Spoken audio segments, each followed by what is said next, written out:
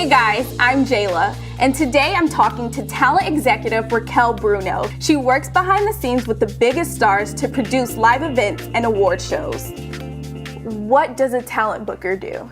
The easiest way I can explain it is that when you watch an award show or if you see a red carpet, they don't just show up.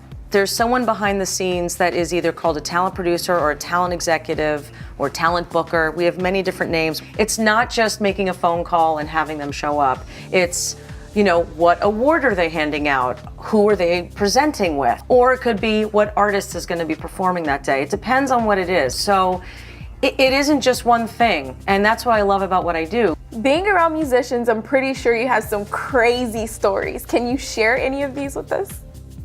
Besides the fact that Rick James wanted to fly me in his private jet, that's one.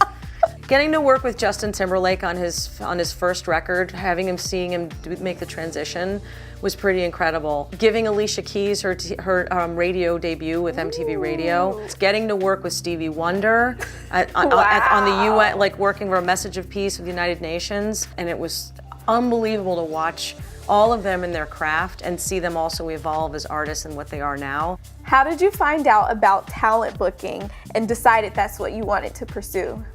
In high school, I sat with my guidance counselor and they handed me an index card and said, well, check off what you want to do. I'm like, it is absolutely not on here. You may not see it in a class. You may not see it on, you have to put yourself in a box. There are no boxes, because I think, if you create your own journey, it will happen.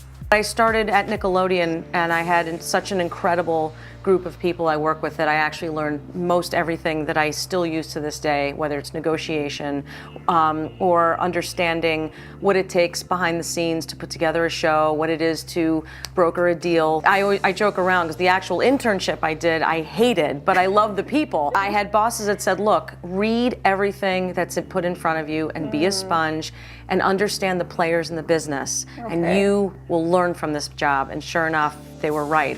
What skills does someone need to have in order to succeed as a talent booker? You have to do your research, you have to be solution-based, and you have to be very flexible. That's what I would say what it is to be a talent booker, and a ton of patience. Who was one artist that you just definitely fangirled over? That would be Mr. Iron Man himself, Robert Downey Jr. I had to remain professional. He was like, oh, you're the one that's keeping the show on time. Like, he's been talking about me. And when he left, I actually told the publicist, I said, I completely just fangirled out. You have no idea what it took to just bite my tongue and not say anything. What advice do you have for teens that want to do what you do? Find your mentors.